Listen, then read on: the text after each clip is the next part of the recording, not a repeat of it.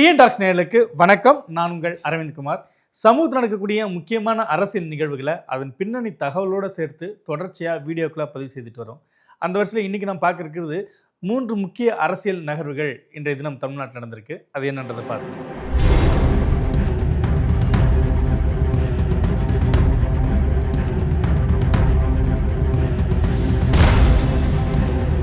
17வது தமிழ்நாடு சட்டப்பேரவை அதிகாரபூர்வமாக இன்னைக்கு கூடியிருக்கு. முதலமைச்சராக பொறுப்பேற்ற பின்னர் சட்டமன்றத்துக்குள்ளே வந்த ஜோசப் விஜய் சட்டமன்ற உறுப்பினராக பதவியேற்றுக்கிட்டார். தற்காலிக சபாநாயகரான சோழவந்தான் எம்எல்ஏ கருப்பையா எல்லாருக்கும் பதவி பிரமாணம் செய்து வச்சார். அப்போ தாவேக்காவோட உறுப்பினர்கள் ஒவ்வொருத்தராக இன்றைக்கி பதவி பிரமாணம் எடுத்துக்கிட்டாங்க.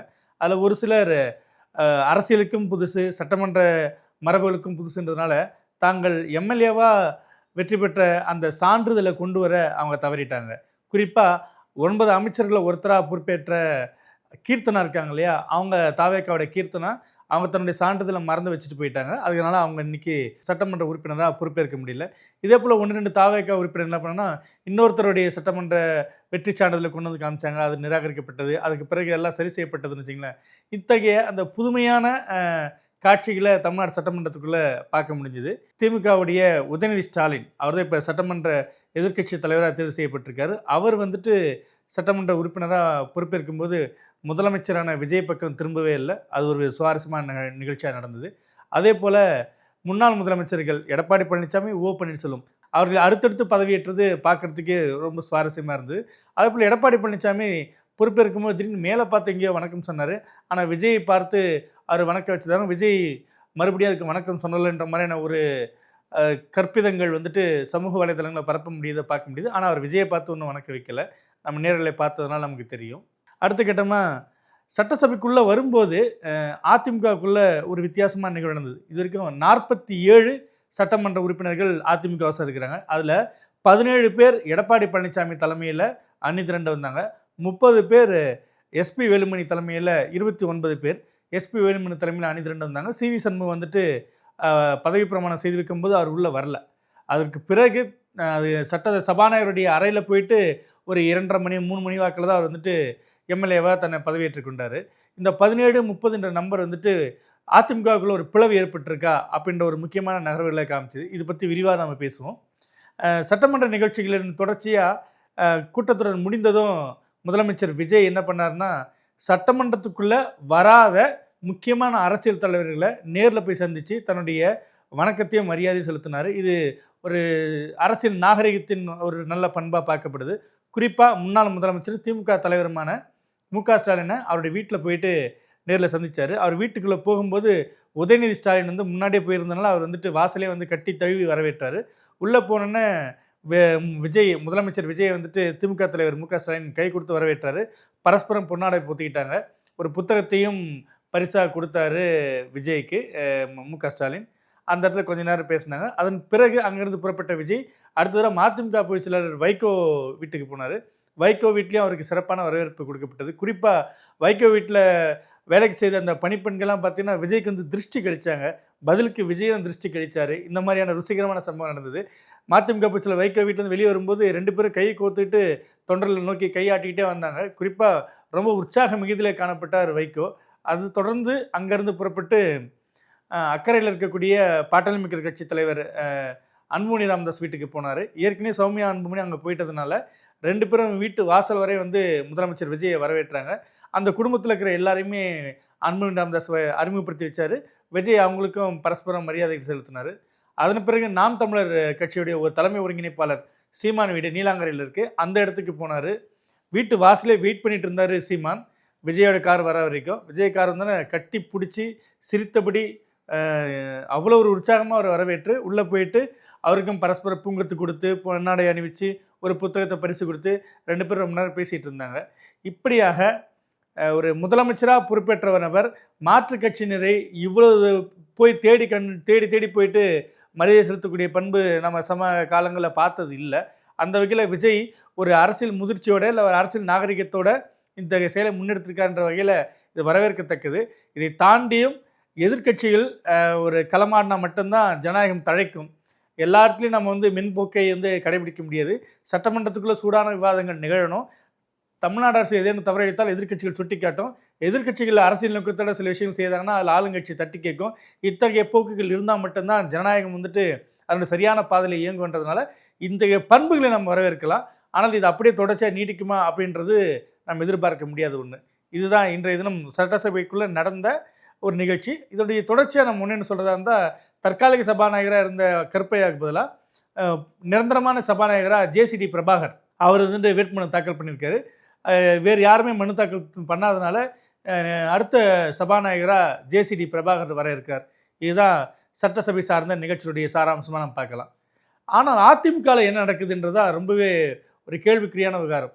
ஏன்னா 2021 சட்டமன்றத்தில் திமுக ஆட்சி கட்டில் வருது. எதிர்க்கட்சி வரிசையில் போயிட்டு எடப்பாடி பழனிசாமி உட்கார்றாரு, அதிமுக உட்கார்றாங்க. 5 ஆண்டுகள் எதிர்க்கட்சியில் இருந்துட்டாங்க.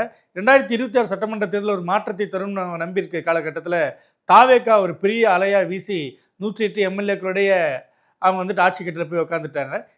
பிரதான எதிர்க்கட்சி வரிசையில் 73 என்ற எண்ணிக்கையில் கூட்டணி கட்சிகள் இருந்தாலும் 57 இடங்கள்ன்ற ஒரு எண்ணிக்கையில் இது பிரதான எதிர்க்கட்சியாக திமுக உட்காந்துருச்சு. உதயநிதி ஸ்டாலின் வந்துட்டு எதிர்க்கட்சி தலைவராகவும் உட்காந்துட்டார். அப்போ 53 இடங்கள் கூட்டணி கட்சிகளோட தனித்து பார்த்தீங்கன்னா 47 இடங்கள் தான் அதிமுகவுக்கு. அவங்க 3வது இடத்துக்கு தள்ளப்பட்டாங்க. அப்போ அதிமுகவுடைய அரசியல் எதிர்காலம் என்னவாகும்? குறிப்பாக அதிமுக பொதுச் செயலாளர் இருக்கக்கூடிய எடப்பாடி பழனிசாமியோட எதிர்காலம் என்னவாகன்றது ஒரு $1 மில்லியன் கொஸ்டினாக எழுந்தது. ஏனால் 10 தோல்வி பழனிசாமின்ட்டு எடப்பாடி பழனிசாமியை திமுக கடுமையாக விமர்சனம் செய்துட்டு வந்தது. இப்போ 11வது தோல்வியாக 2026 சட்டமன்ற தேர்தல் முடிவுகள் சொல்லிடுச்சு. அப்படின்னா ஒரு வெற்றி பாதைக்கு கட்சியை கொண்டு செல்லக்கூடிய ஒரு ஆற்றல் எடப்பாடி பழனிசாமிக்கு இல்லை அப்படின்ற மாதிரி ஒரு தோற்றம் அந்த கட்சி நிர்வாகிகள் மத்தியிலே ஏற்பட்டிருக்கு. அதனால் அந்த கட்சிக்குள்ளே இப்போ 2 பிரிவுகள் வந்திருக்கு. சட்டசபைக்கு இன்றைக்கி வந்து எடப்பாடி பழனிசாமி கார்லேருந்து இறங்கும்போது எல்லாம் நில்லுங்கப்பா, ஃபோட்டோ எடுத்துங்கப்பா, கும்பலாக நில்லுங்கப்பா, என்னோட ஆதரவாளர்கள்லாம் பாருங்கன்ற ஒரு துணியில் சிறுத்தபடியே சொன்னாலும் அவர் பின்னாடி 17 எம்எல்ஏக்கள் மட்டும் தான் இருந்தாங்க. அக்ரி கிருஷ்ணமூர்த்தி, தலவாய் சுந்தரம், ஓஎஸ் மணியன், இந்த மாதிரியான ஒரு மூத்த தலைவர்கள் சில பேர் தான் இருந்தாங்க. மீது யாருமே இல்லை. அது ஆனால் எஸ்பி வேலுமணி பக்கம் பார்த்தீங்கன்னா ஒரு 30 எம்எல்ஏக்கள் அவர் பின்னாடி அணிதிரண்டிருக்காங்க. சிவி சண்முகம் உட்பட, சி விஜயபாஸ்கர் உட்பட முக்கியமான நிறைய பேர் வந்துட்டு எஸ்பி வேலுமணியை வந்துட்டு அடுத்து அதிமுக பொதுச் செயலாளராக கொண்டு வரணும் அப்படின்னு ஒரு எண்ணிக்கையில் அப்படி ஒரு முடிவை நோக்கி நகர்றாங்க.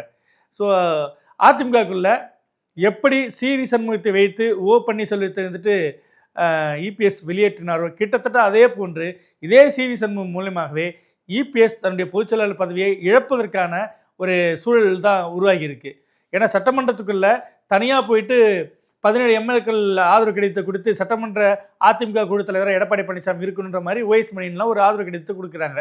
ஆனால் 30 பேர்ன்ற நம்பிக்கை ஒரு நம்பர்ஸோட எஸ்பி வேலுமணி டீம் போய் கொடுக்கும்போது ஏற்கனவே கொடுத்துட்டாங்க. இப்போ நாளைக்கு ஜேசிடி பிரபாகர் இருந்தால் அவர்கிட்டையும் போய் கொடுப்பாங்க. அப்போ 17 பெருசாக 30 பெருசானா 30 எண்ணிக்கையில் தான் வருவாங்க. ஒருவேளை 2 தனி அணிகளாக செயல்படலான்ற மாதிரி ஜேசிடி பிரபாகர் சபாநாயகராக பொறுப்பேற்ற பின்னர் அறிவித்தாலும் அறிவிக்கலாம். ஏன்னா இது கட்சி தாவல் சட்டத்துக்குள்ளே வராது. 2 அணிகள், அதிமுக 1, அதிமுக 2 அப்படின்ற மாதிரி 2 அணிகளாகவும் செயல்படலாம். இது சட்டமன்றத்துக்குள்ளே பொருந்தும். ஆனால் எம்ஜிஆர் மாளிகைக்குள்ளே, அதாவது அதிமுகவுடைய தலைமை அலுவலகத்துக்குள்ளே இப்படி 2 அணிகளாக செயல்படுறது சாத்தியம் இல்லை. அப்போ ஒரு பொதுக்குழுவை கூட்டுவாங்க.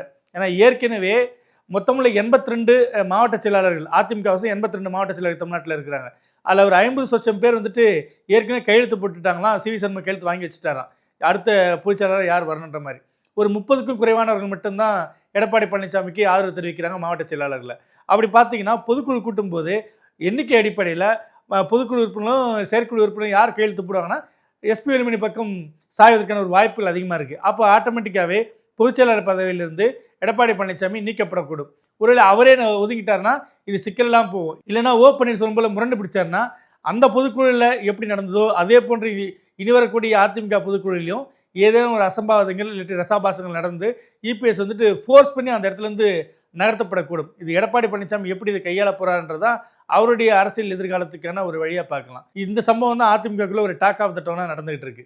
இதுக்கு நடுவில் காங்கிரஸில் வந்துட்டு தமிழ்நாடு சட்டமன்ற குழு தலைவராக ராஜேஷ்குமார் நியமனம் செய்யப்பட்டிருக்காரு. துணைத் தலைவராக வந்துட்டு தாரகை கட்பட் நியமனம் செய்யப்பட்டிருக்காரு. கொறடாவாக வந்துட்டு விஸ்வநாதன் தேர்வு செய்யப்பட்டிருக்காரு. ஆனால் ராகுல் காந்தி விஜயோடைய கூட்டணி எந்த அளவுக்கு வந்துட்டு திடமாக இருக்குன்றது சிவி சண்முகம் எடுக்கக்கூடிய முடிவில் தான் இருக்குது. ஏன்னா ஒருவேளை அதிமுக எம்எல்ஏக்கள் 30 பேர் நாங்கள் தாவேகாவுக்கு ஆதரவு தரோம், 8 அமைச்சர்கள் எங்களுக்கு வேணுன்ற மாதிரி சொன்னாங்கன்னா ஒருவேளை அதை விஜய் ஏற்றுக்கொண்டால் இப்போ இங்கேருந்து திமுகவோட கூட்டணியிலேருந்து போயிருக்கக்கூடிய காங்கிரஸ், 2 இடதுசாரிகள், ஒரு ஐஎம்எல், ஒரு விசிகா, இவங்களோட நிலைப்பாடு என்னவாக இருக்கும்? இவங்க ஃபோர்ஸ் பண்ணி இவங்க வெளியேற்றப்படுவாங்களா? அதிமுக எம்எல்ஏக்கள் மட்டும் போதுமா? அப்படின்ற மாதிரியான கேள்விகள் ஒன்று உருவாகும். அப்படி அதிமுக கூட்டணி உருவாச்சுன்னா பாஜக வந்து விஜய் அரசு கொடுக்கக்கூடிய நெருக்கடிகள் ஓரளவுக்கு குறையக்கூடும். ஏன்னா காங்கிரஸ் இருக்கிற வரைக்கும் தான் பாஜக ஒன்றிய அரசு வந்துட்டு விஜய் அரசுக்கு வந்துட்டு கொஞ்சம் நெருக்கடிகள் கொடுக்கக்கூடும். அதனால் விஜய் தன்னுடைய அரசு வந்துட்டு போதுமான அளவுக்கு பிரச்சனை இல்லாமல் இருக்கணும், சென்ட்ரல் கவர்மெண்ட் கூட பெரிய பிரச்சனை இல்லாமல் இருக்குன்னா அதிமுக எம்எல்ஏக்குடைய ஆதரவு வாங்கிக்கிட்டோம்னா நமக்கு பிரச்சனை இருக்காதுன்னு அவங்க நினைச்சாங்கன்னா, ஒருவேளை இங்கே இப்போது ஆதரவு கொடுத்துருக்கூடிய இந்த 14 எம்எல்ஏக்கள் இவங்களுடைய எண்ணிக்கை வந்துட்டு விஜயால் வேண்டான்னு சொல்லப்படக்கூடிய ஒரு சூழலும் ஏற்படும். ஆனால் விஜய் அத்தகைய முடிவு எடுப்பாரா? ஏன்னா இவங்களால தான் ஆதரவு கிடைச்சி முதலமைச்சராக பொறுப்பேற்றிருக்காரு. மேடையிலையும் பதவியேற்பு விழா மேடையில் கூட ராகுல் காந்தி வந்து கலந்துக்கிட்டார்.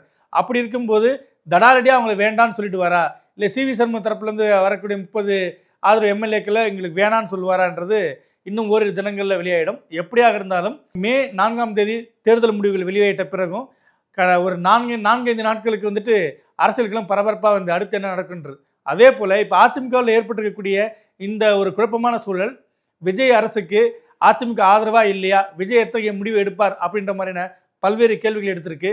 எனவே அடுத்த ஒரு சில நாட்களும் தமிழ்நாடு அரசியல்களும் ரொம்ப கொதிநிலையிலே இருக்குன்றதை நம்ம எதிர்பார்க்கலாம். இது போன்ற நுணுக்கமான அரசியல் பார்வை கொண்ட வீடியோக்களை தொடர்ச்சியாக நமது டிஎன் டாக்ஸ் யூடியூப் சேனலை பாருங்கள். நன்றி, வணக்கம்.